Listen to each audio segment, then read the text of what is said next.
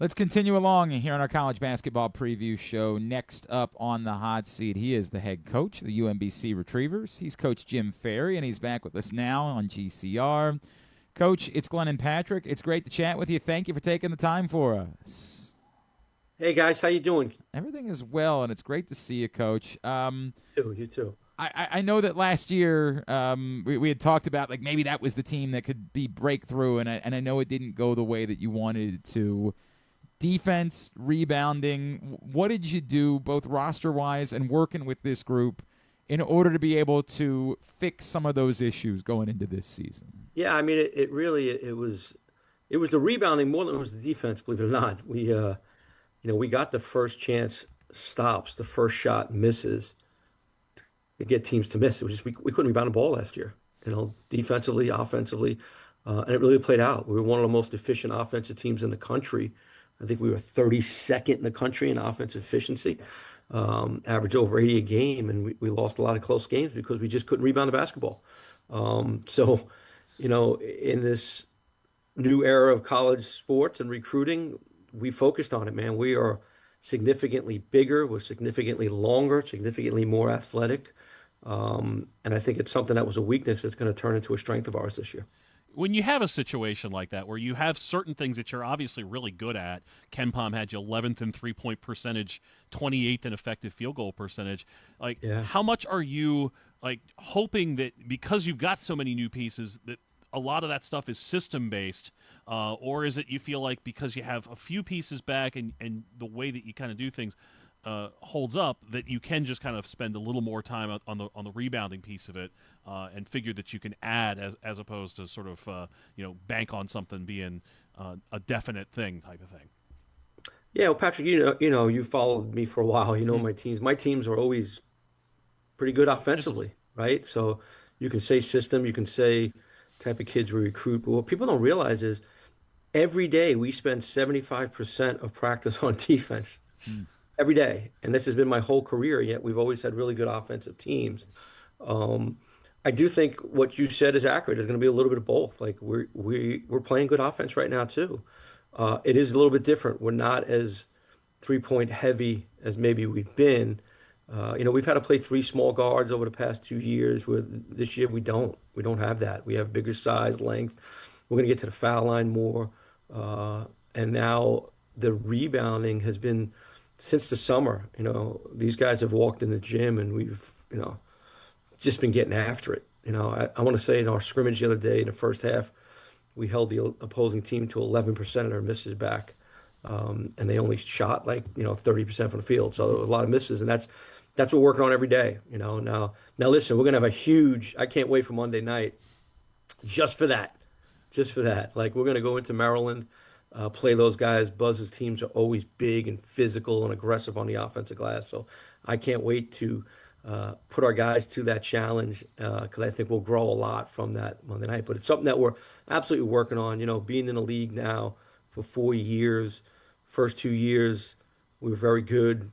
Finished in second, got to the championship game. Missed the NCAA tournament by one game.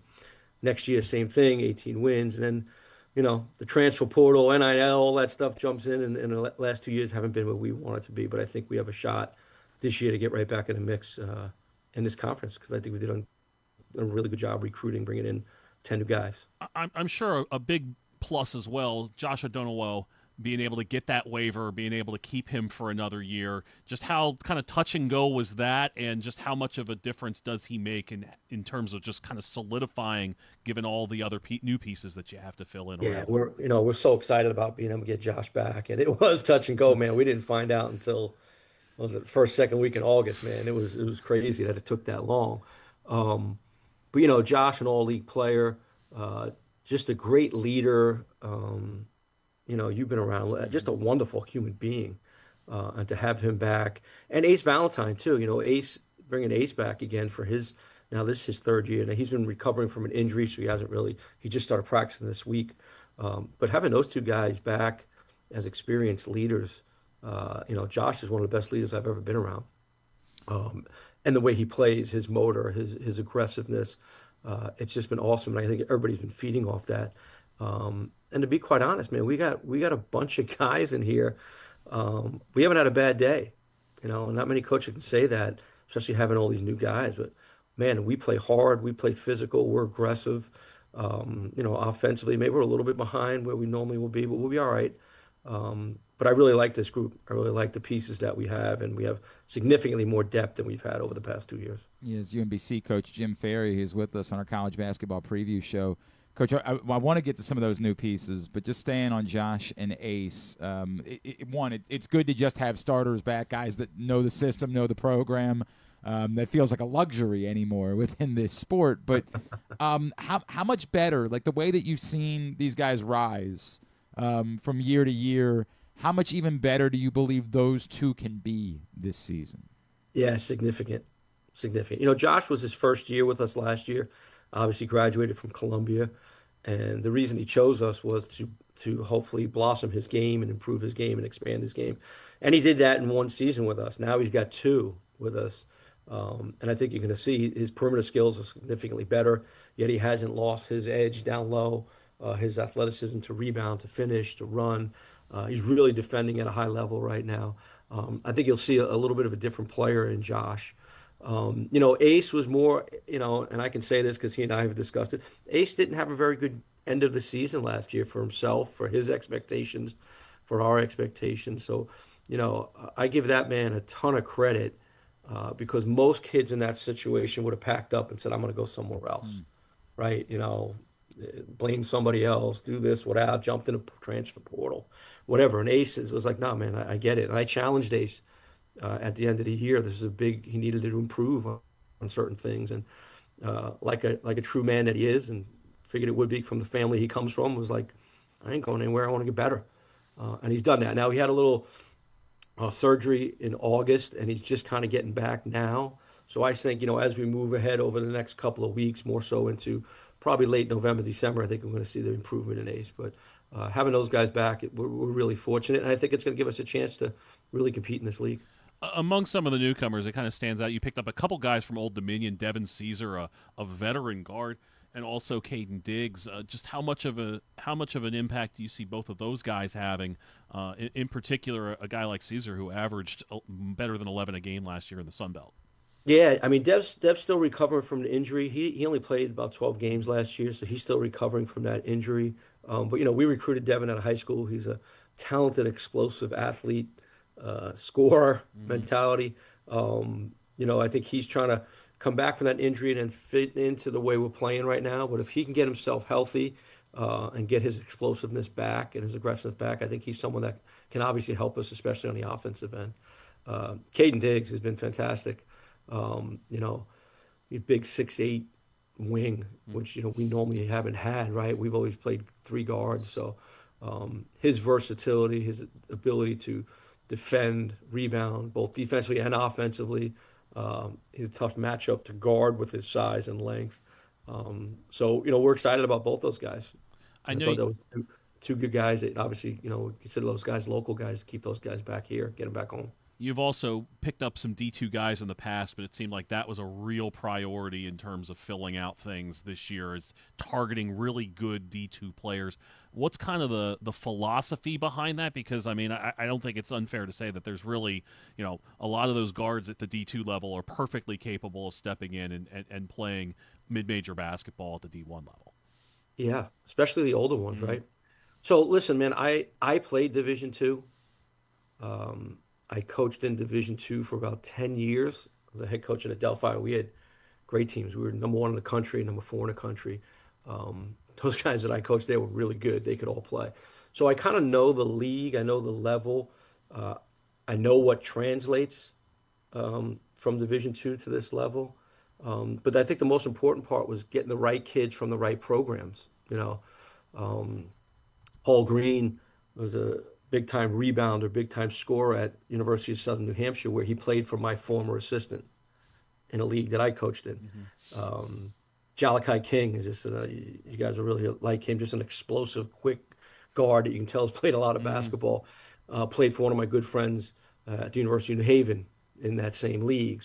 So I know the league. We got Jose from Palm Beach Atlantic, another really good Division two league, which my son played in Division. So it wasn't just like, throwing darts at a wall and seeing where it would stick with these guys. I kind of know the leagues and know the situations, and we've had success with it. I mean, if you look in my second year here, we had Colton Lawrence, From Bentley, who right? came from Bentley, where I coached. He was our leading scorer, and he was an only player, right? Like, you look across the country at some of the programs that had great success over the past couple of years. There've been a lot of Division II players, and I think those guys come in hungry. They look at the opportunity to be Division I players, and to be quite honest, us having the ability to give these guys cost of attendance, and some Alston stuff, like that's how we're able to kind of compete where we don't have, some of the higher spendings that a lot of people are throwing around money at kids. So to be able to get those Division II guys, I think was a smart move on our part.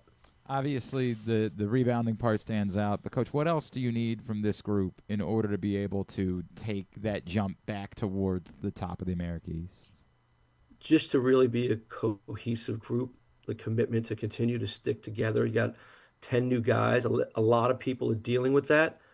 I think the people that can get everybody to stay committed to the team in this new era of college basketball, like everybody in our league, right, besides Vermont, has brought in almost a whole new team. So that's why we're always going with the people first. I think we really brought in some great kids, great people, committed. They're really connected group. I think if we can continue to stay connected, and also understanding that we all need to have a little bit of patience, starting with me, right? When we have all these new guys, we have to focus on the big picture, just getting better every day.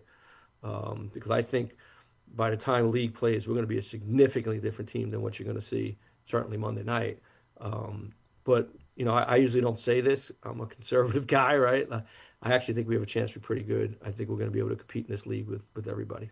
You bring up Monday night a couple times here, the exhibition game down at Maryland. I know you've played down there quite a bit. And, what kind of led to this particular opportunity? Had it been something that had you been looking for a regular season game and it shifts into an exhibition, or is it an exhibition opportunity straight from the jump? Yeah, a little bit of both, right? When Kevin was there, Kevin and I would play every year. I like playing as many local teams as we can. I'm still a component of we should be playing a game. I know there's going to be 2 games downtown. Why don't we make 3 games? Why don't we make 4 games? Have us all play down there. So I was a little disappointed about that this year. But originally, Kevin and I had agreed to play a regular game down there. And then when Buzz came in and his staff, obviously turning over a lot of different things and ideas and stuff. So they decided not to play the game, but then they actually reached out and said, hey, would we be interested in playing an exhibition game? And I was like, absolutely. Absolutely. So I think it's going to be, I think it'll be good for both teams. I think it'll be great for our guys, obviously, to get in that environment and play a really talented, physical Big Ten team right out of the gate to see where we're at. So, we all have relationships and we're all trying to help each other out. Like, Pat Scarry and I are close friends for years. We wanted to continue they beat us one year, we beat them last year. We just couldn't get a date this year, right? So we're all trying to play, and hopefully we can step up and everybody play each other locally. I did that when I was at LIU Brooklyn, just try to play everybody locally. I even did it at Duquesne. I played Pitt every year. So I'm a big guy for that, and hopefully we could all come together in this area and let's get it all played downtown one night or something. Let's get it going. Here, here. Something we talked about a lot over the years. Would love to see that happen. First time they'll be playing at home is the following Tuesday against Penn State York over at Chesapeake Employers Insurance Arena, the Peak, and lots of opportunities to check out the Retrievers in non-conference play. Coach Jim Ferry, looking forward to seeing throughout the season. Thank you for spending time with us. We really appreciate it. Thanks, guys. Always appreciate you. Thanks so much. Jim Ferry, Right. head coach See you at soon. UMBC. Your thumbnail on the Retrievers. Well, Jim Ferry's pretty bullish on that. He is. And we talked about Odunowo and Ace Valentine as 2 really good places to start.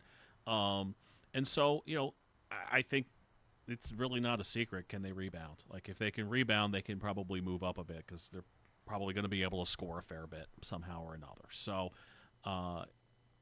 if they can't rebound, they're probably going to be floating around as one of those teams that's one of the last couple, that's right on the cut line, to be even making the America East tournament. I think they were the 6th seed last year. I think they were. I might be off on that by a line one way or the other. But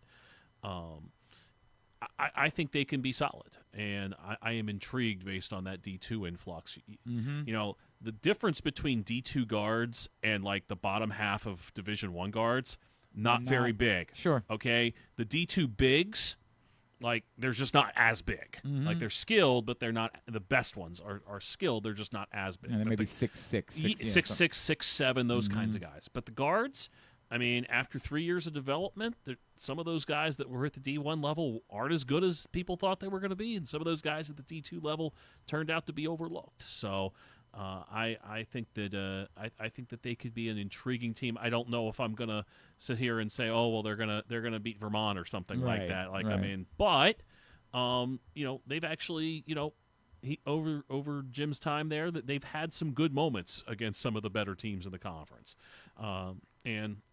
You know, last year's champion Bryant, the coach, left. Phil Martelli Jr. left for VCU. So, you know, an opening there a little bit. I still expect Vermont to be pretty good. I mean, that's one of the safest things you can possibly say.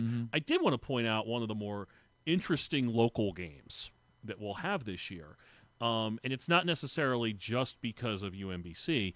They host Army on December 12th, which is the night before the Army-Navy football game. In Baltimore. And so Army as a program has made it a point to try to play a game the night before wherever they're at. I think they were at Harvard a couple years ago. Fans with them. Exactly. And so, you know, they played at GW last year when it was in D.C. So I think that's kind of a neat opportunity, December 12th, Army at UMBC. So we got to get out there to try to overpower those. Griffin's Army going to be working for every school. This is you've got a responsibility for every program so far in order to help them out. Yeah, I didn't even think about that, but that's a great point.